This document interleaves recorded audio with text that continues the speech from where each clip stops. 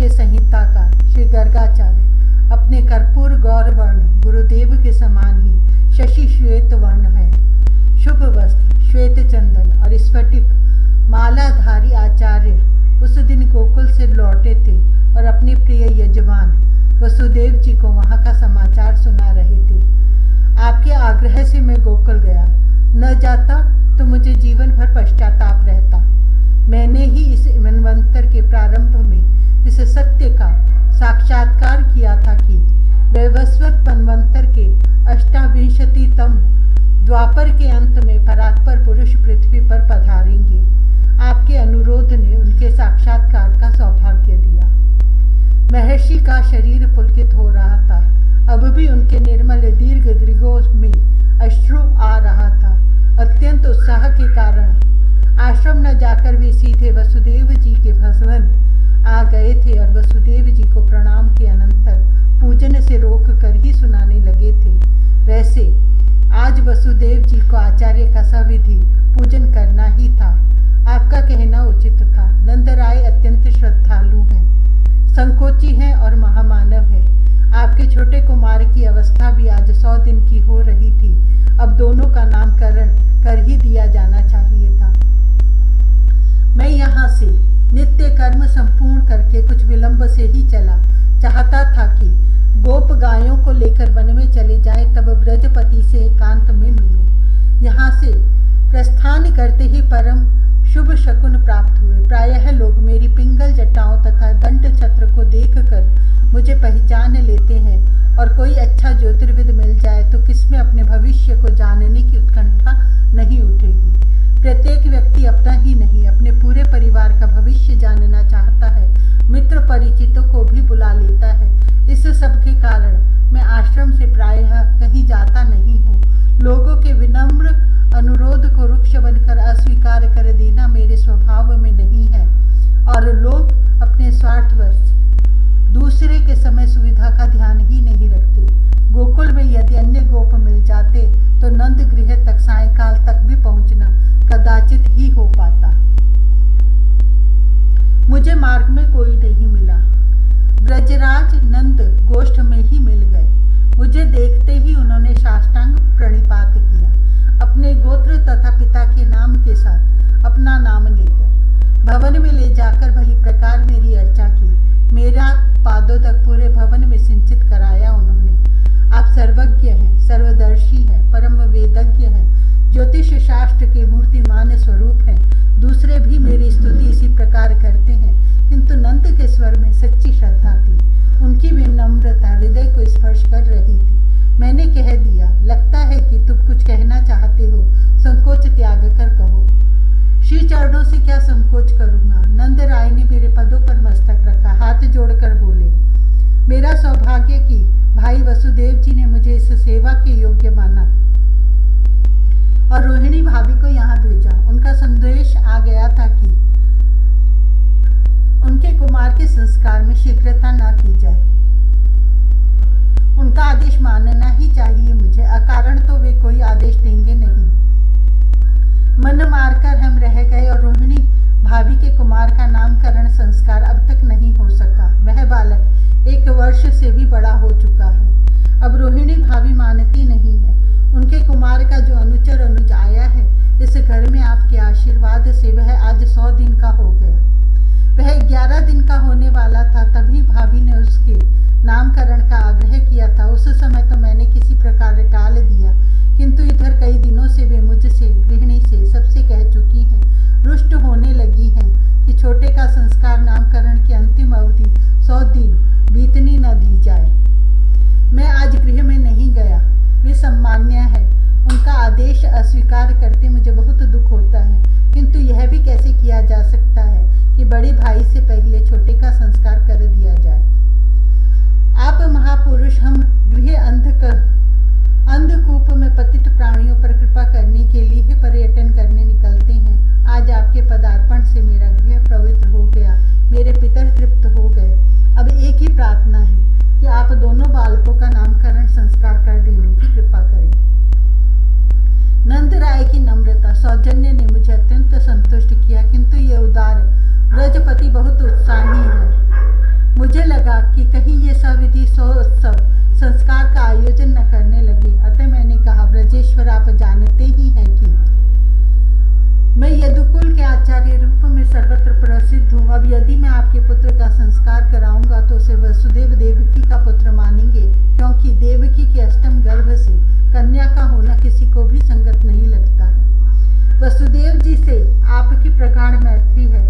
कंस वैसे भी सशंक है पूतना की मृत्यु से, अतः मेरे संस्कार करा देने पर तो उसे निश्चय ही हो जाएगा कि देवकी का अष्टम पुत्र आपके गृह में है। वह इसे मारने का कोई प्रयत्न उठा नहीं रखेगा। इस प्रकार यह संस्कार तो अनर्थों की परंपरा प्रारंभ करा देगा। एक बात और, आपके पुत्र का संस्कार कराना महर्षि शांडिल्य का स्वत्व है। हम ब्राह्मण परस्पर अनुचित स्पर्धा नहीं किया करते। 2 क्षण भी नंदराय ने सोचने में नहीं लगाया। उन्होंने तत्काल कहा, भगवान, वैसे तो ब्राह्मण जन्म से ही तीनों वर्णों के गुरु होते हैं और यह सेवक तो उसी कुल का है जिसको आपने अपने पौरोहित्य का प्रसाद प्रदान किया है। महर्षि शांडिल्य ज्योतिष शास्त्र में रुचि नहीं रखते, जिसकी नामकरण में अत्यंत आवश्यकता है, और उन्हें तो सुविधा हो जाएगी आगे बड़े कुमार का भी अन्नप्राशन, कर्ण वेद आदि संस्कार कराने में, यदि आप दोनों का नामकरण साथ साथ कर लेते। गोष्ठ को परिमार्जित करना आवश्यक नहीं है। उस नित्य पवित्र स्थान में आप केवल स्वस्ति वाचन करके दोनों बालकों का नामकरण कर दें। मैं अपने भाइयों को भी सूचना नहीं दूंगा। यह संस्कार आपने किया है, इसे गोकुल में मेरे स्वजन भी नहीं जानेंगे तो कंस के सुनने की कोई संभावना नहीं रहती। मुझे तो यह अभिष्ट ही था। सेवकों ने गोष्ठ गोमय हटाकर स्वच्छ कर दिया था और अन्य कार्यों में लग गए थे। केवल कुछ सद्य प्रसूता धेनुएं और उनके बछड़े थे गोष्ठ में। जब मैं ब्रजपति के साथ उसमें आया, स्वयं नंद राय ने मेरे लिए आसन आश्रित किया। जलकुश तथा सामान्य पूजन सामग्री शीघ्र आ गई। कोई आयोजन करना नहीं था। मैंने केवल संकल्प कराया और पंचोपचार मात्र से गणपति पूजन। नंद राय ने मेरे मना करने पर भी सब विधि पूजा की मेरी। स्वस्ति पाठ करके मैंने आपके गौर कुमार को अंक में लिया, उसे अपनी क्रोड़ी में लिए यशोदा जी आई थी। यह रोहिणी नंदन अपने सद्गुणों से अपने समस्त सुहृदों को प्रसन्न करेगा, सबका चित्त इसके गुणों में रमण करेगा, अतः इसका नाम राम है। मैं जानता हूँ कि आपके इस कुमार का नाक्षत्रिक नाम रोष है और यह भी सार्थक नाम है उसके संबंध में, किंतु उसका यह नाम गोकुल के लिए, गोपों के लिए सर्वथा नहीं है और नित्य नाम तो उसका राम है ही। यह सृष्टि के समस्त बलशालियों का शिरोमणि होगा, अतः इसका दूसरा नाम बल है। गोकुलपति को यह नाम बहुत प्रिय लगा। यह पूरे यादव कुल को अपने में आकृष्ट किए रहेगा। स्वजनों का वैर विरोध व मनस्य मिटाकर उनमें संगठन बनाए रखेगा, अतः इसका नाम संकर्षण होगा। देवी रोहिणी ने अंचल फैलाकर भूमि में मस्तक रखकर प्रणाम किया। नंद राय ने मेरी गोदी से लेकर उनके कुमार को यशोदा जी के अंक में रख दिया। मेरे अंक में अब उन्होंने सजल जलद श्याम आपका छोटा पुत्र रखा। मुझे बहुत प्रयत्न करके अपने को स्थिर रखना पड़ा। मेरी जन्म जन्म की साधना सफल हो गई। मेरे अंतर में जो कुछ आता है वाणी उसे व्यक्त नहीं कर सकती। वसुदेव जी, धन्य हो तुम और उससे सहस्र सहस्र गुणित धन्य है ब्रजपति नंद राय। श्री हरि ने तुम्हारे यहाँ अवतार लिया। तुम्हारे अनुरोध से गोकुल जाकर मैं साक्षात पुरुषोत्तम का दर्शन स्पर्श पा सका। मैं उन अनंत के नामों की गणना कैसे कर सकता था। पहले युगों में यह श्वेत रक्त तथा पीत रूप धारण कर चुका है। इस बार यहाँ कृष्ण हुआ है, अतः इसका नाम कृष्णचंद्र। मैंने नामकरण किया और तब से मेरा मन रट रहा है, कृष्ण कृष्ण कृष्ण। इतनी मधुरिमा, इतना अमृत सेंधी यह नाम, आकर्षण की, आनंद की सत्ता ही इसमें साकार हो गई है। मैंने लाक्षणिक भाषा का उपयोग करके कह दिया, पहले कभी यह वसुदेव जी के यहाँ जन्म ले चुका है, अतः जानने वाले इसे वासुदेव कहेंगे। वसु अंतःकरण में प्रकाश के रूप में सदा सबका यह अंतर्यामी वासुदेव है, यह तो जानने वाले ही इसे कहेंगे। यह नित्य नाम बहुत प्रसिद्ध प्राप्त करेगा। मेरे इस नामकरण से नंदराय चौंके नहीं, वे सरल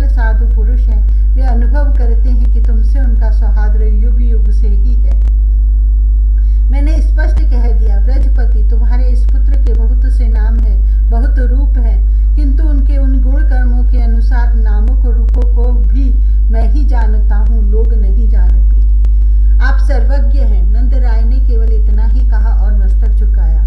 मुझे लगा कि मैं अपने को संभालूंगा नहीं तो पता नहीं क्या क्या बोल जाऊंगा, अतः मैंने संक्षिप्त रूप से थोड़ा सा प्रभाव मात्र बतला दिया। यह संपूर्ण गोप कुलों को आनंदित करेगा। इसके द्वारा आप सब सभी आपत्तियों से पार हो जाएंगे। सदा से युग युग से इसी के द्वारा दुर्दम दस्युओं के दमन से सत्पुरुषों की रक्षा होती आई है।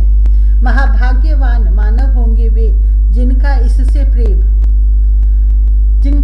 प्रेम होगा। जैसे भगवान नारायण के आश्रित सुरों को असुर आक्रांत नहीं कर पाते, वैसे ही इसकी शरण लेने वालों को शत्रु दबा नहीं सकेंगे। आपका यह पुत्र ऐसा है कि श्री कीर्ति प्रभाव आदि में केवल नारायण ही इसके समान कहे जा सकते हैं, अतः इसकी एकाग्र चित्त से रक्षा करें। नंदराय कहने लगे, मेरा संपूर्ण गोधन धन समस्त गोकुल मेरा सर्वस्व श्री चरणों में समर्पित। मैंने रोका उन्हें।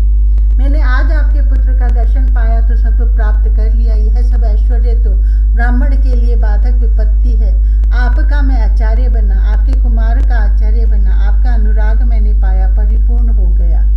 मैंने समझाया कि गोकुल में मेरा आगमन गुप्त रहना चाहिए। शिशुओं की सुरक्षा के लिए यह आवश्यक है, अतः ना मैं कुछ साथ ले जा सकता और न ब्रजपति को मुझे पहुंचाने के लिए गोष्ठ से बाहर जाना चाहिए। वहीं दोनों माताओं ने मुझे प्रणाम किया। शिशुओं को मेरे पदों पर रखा। नंद राय ने साश्रु लोचन प्रणिपात किया भूमि में पड़कर।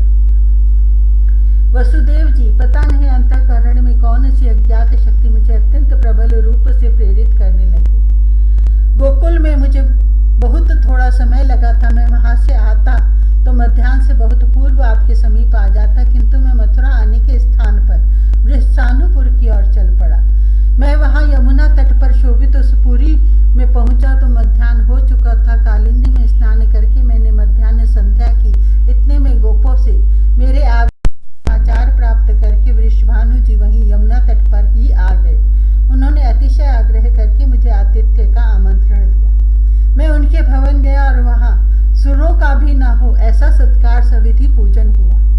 मैं आहार ग्रहण करके किंचित विश्राम करके लेटा तो वृषभानु जी ने मेरे चरण दबा के संकोच पूर्वक कहा, संसार में श्री चरणों से अधिक ज्योतिष का ज्ञान सुरों में भी संभव नहीं है।